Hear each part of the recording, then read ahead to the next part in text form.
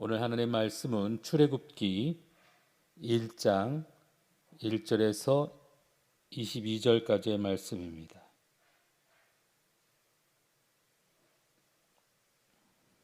출애굽기 1장 1절부터 22절까지의 말씀입니다. 함께 같이 읽도록 하겠습니다. 야곱과 함께 각각 자기 가족을 애굽에 이른 이스라엘 아들들의 이름은 이러하니 루벤과 시므온과 레위와 유다와 이사갈과 스불론과 베냐민과 단과 납달리와 갓과 아세리요. 야곱의 허리에서 나온 사람이 모두 70이요. 요셉은 애굽에 있었더라. 요셉과 그의 모든 형제와 그 시대의 사람은 다 죽었고 이스라엘 자손은 생육하고 불어나 번성하고 매우 강하여 온 땅에 가득하게 되었더라. 요셉을 알지 못하는 새 왕이 일어나 애굽을 다스리더니 그가 그 백성에게 이르되 이 백성 이스라엘 자손이 우리보다 많고 강하도다. 자, 우리가 그들에게 대하여 지혜롭게 하자. 두렵건대 그들이 더 많게 되면 전쟁이 일어날 때 우리 대적과 합하여 우리와 싸우고 이 땅에서 나갈까 하노라 하고 감독들을 그들 위에 세우고 그들에게 무거운 짐을 지워 괴롭게 하여 그들에게 바로를 위하여 국고성 비돔과 람셋을 건축하게 하니라. 그러나 학대를 받을수록 더욱 번성하여 퍼져가 나가니 애굽 사람이 이스라엘 자손으로 말미암아 근심하여 이스라엘 자손에게 이를 엄하게 시켜 어려운 노동으로 그들의 생활을 괴롭게 하니 곧 흙 이기기와 벽돌 굽기와 농사의 여러 가지 일이라. 그 시키는 일이 모두 엄하였더라. 애굽 왕이 히브리 산파 십보라라 하는 사람과 보아라 하는 사람에게 말하여 이르되 너희는 히브리 여인을 위하여 해산을 도울 때에 그 자리를 살펴서 아들이거든 그를 죽이고 딸이거든 살려더라. 그러나 산파들이 하나님을 두려워하여 애굽 왕의 명령을 어기고 남자 아기들을 살린지라. 애굽 왕이 산파를 불러 그들에게 이르되 너희가 어찌하여 이같이 남자 아기들을 살렸느냐. 산파가 바로에게 대답하되 히브리 여인은 애굽 여인과 같지 아니하고 건장하여 산파가 그들에게 이르기 전에 해산하였더이다 하매 하나님이 그 산파들에게 은혜를 베푸시니 그 백성은 번성하고 매우 강해지니라. 그 산파들은 하나님을 경외하였으므로 하나님이 그들의 집안을 흥왕하게 하신지라. 그러므로 바로가 그의 모든 백성에게 명령하여 이르되 아들이 태어나거든 너희는 그를 나일강에 던지고 딸이거든 살려두라 하였더라. 아멘. 오늘부터 우리는 창세기 이어서 누가복음에 이어서 오늘 창세기 이후 우리 출애굽기의 말씀들을 오늘 살펴보게 됩니다. 출애굽기는 창세기 이어지는 그 내용으로 야곱과 그의 가족들이 애굽에 내려가는 것을 요약하는 것으로부터 시작하고 있습니다.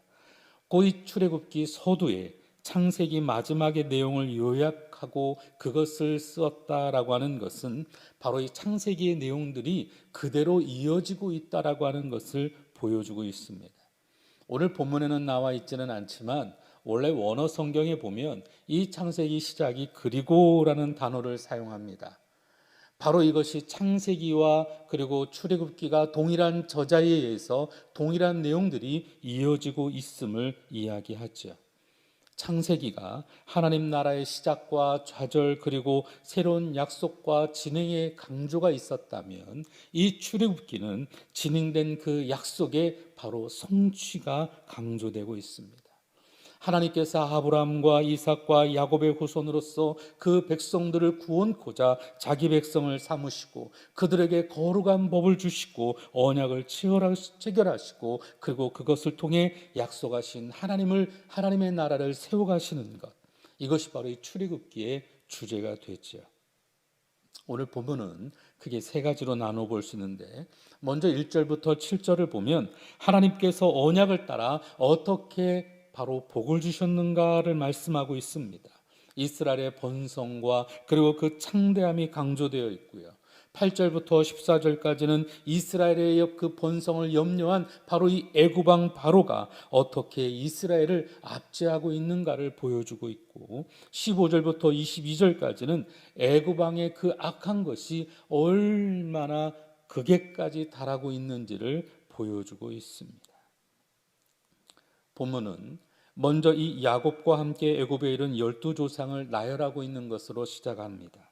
그 식솔들이 70명이라고 하는 사실을 굳이 기록하고 있다라는데 우리는 주목해 볼 필요가 있어요.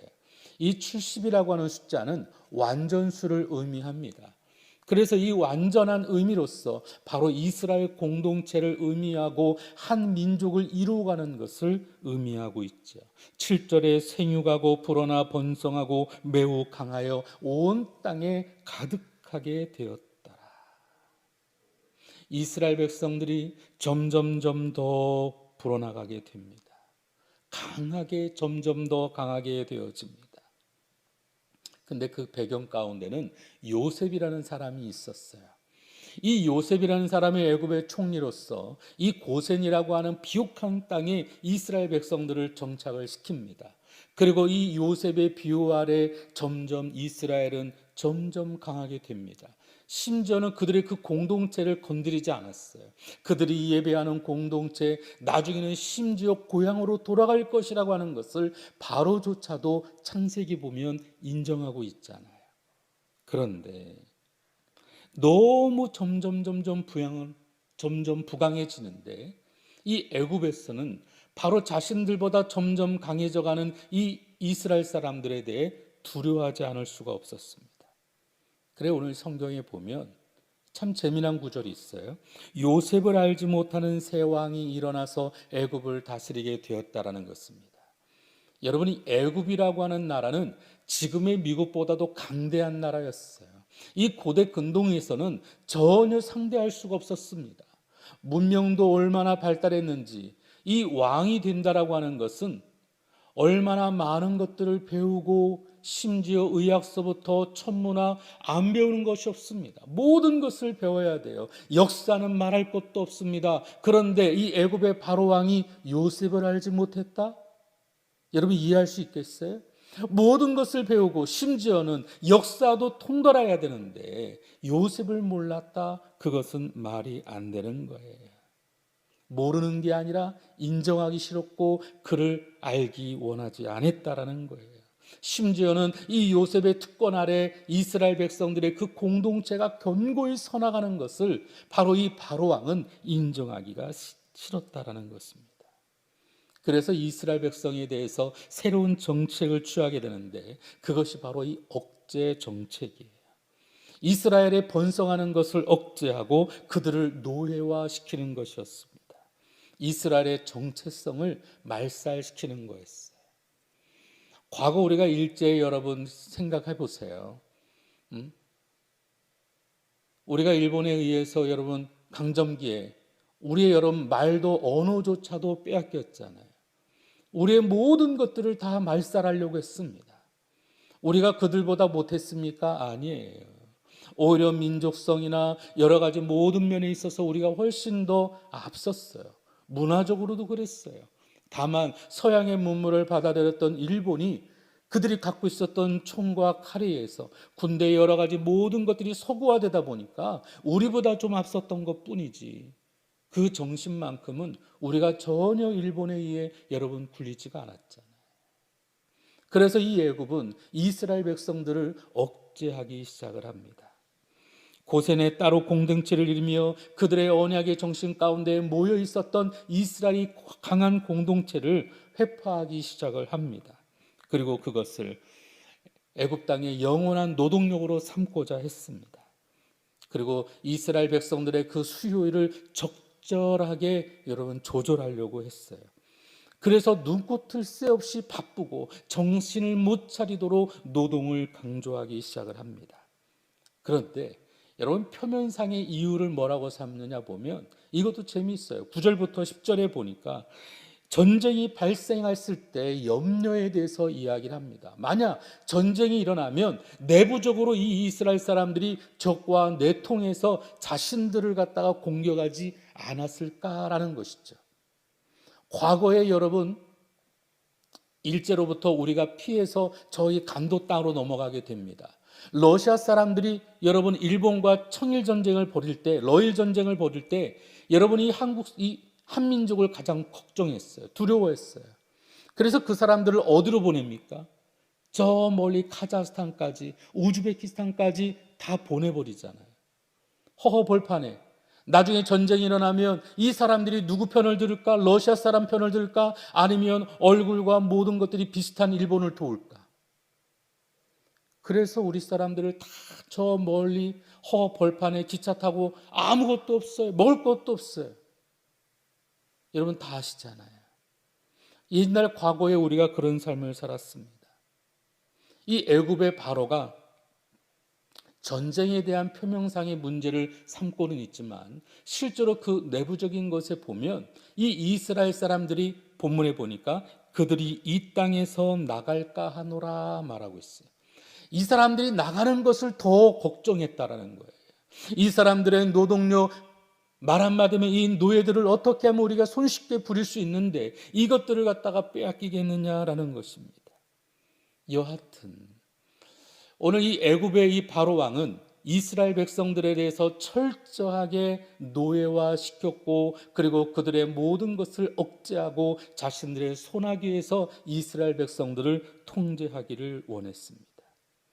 그래서 국공성 람과 그리고 람셋과 비돔을 건축하게 되죠. 여러분 우리가 잘 알고 있는 이집트 왕자라는 여러분 애니메이션이 있잖아요. 여러분 거기 보면 그 어마어마한 그 건축을 만드는데 바로 이 히브리 사람들이 동원되기 시작을 합니다.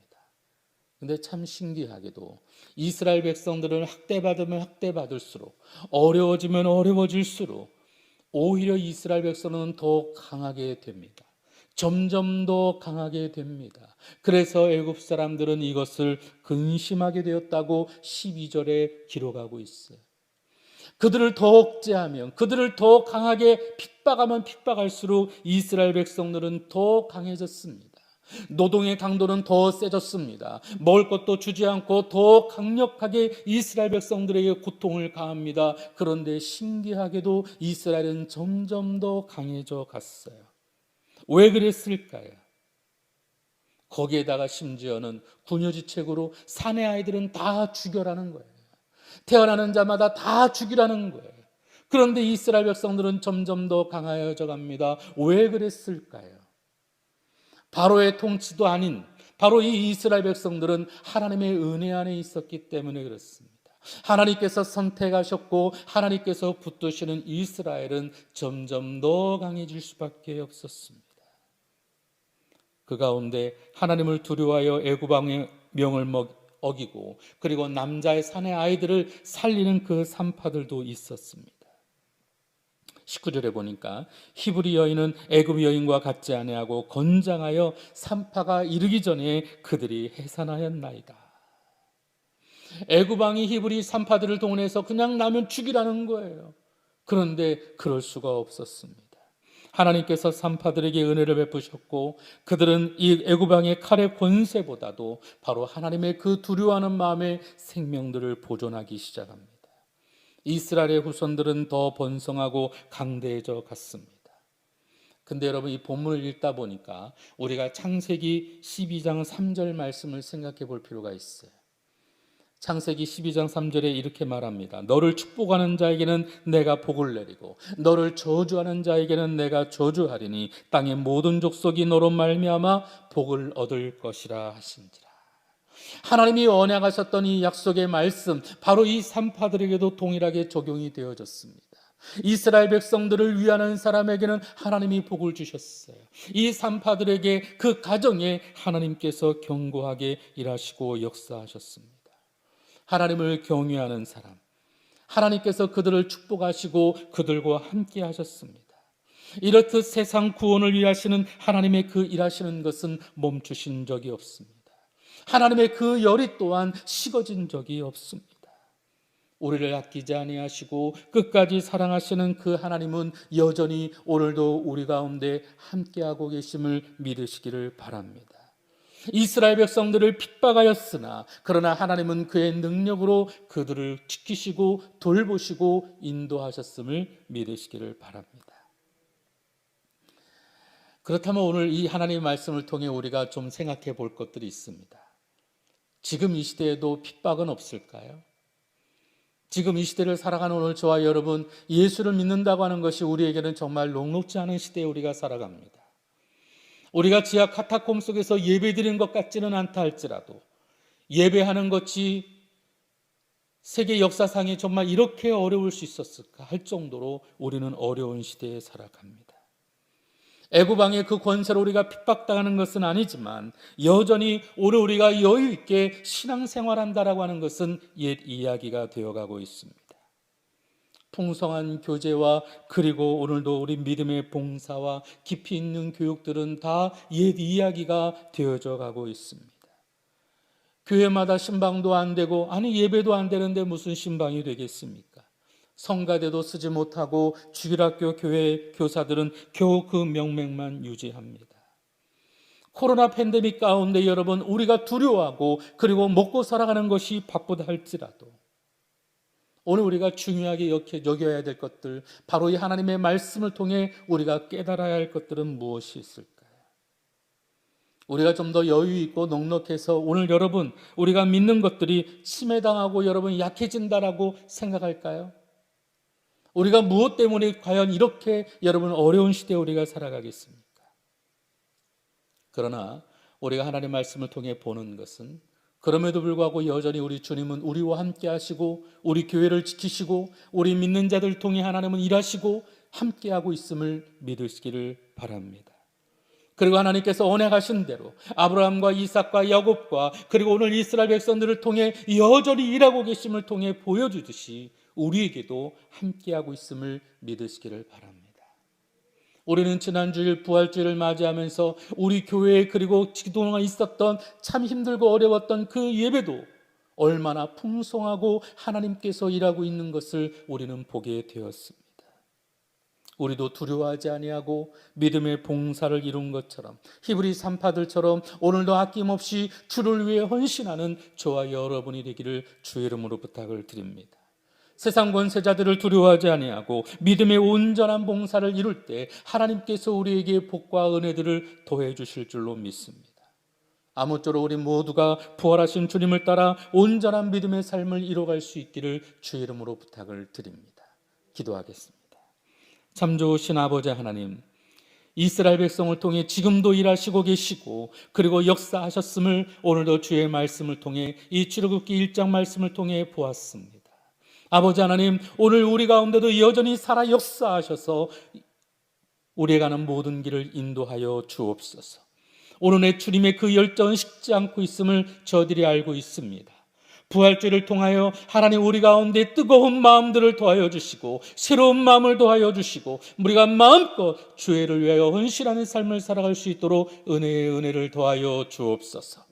이 코로나 상황 가운데 더 방역수칙을 잘 지키고 우리가 싸워야 할 것은 바로 이 보이지 아니하는 세력 가운데 오늘 우리가 아버지 하나님 낙심하지 아니하고 오늘도 무엇보다 주님이 주시는 주의 은혜 안에 더욱더 강건한 삶인 줄로 믿사오니 오늘 우리 믿음의 기도 가운데 성령의 역사하여 주시고 우리 교회와 우리 순복음 도봉교회 모든 성도들과 그리고 우리 담임 목사님 말씀 들고 서는 그곳에 성령의 놀라운 역사들이 일어나게 하여 주옵소서.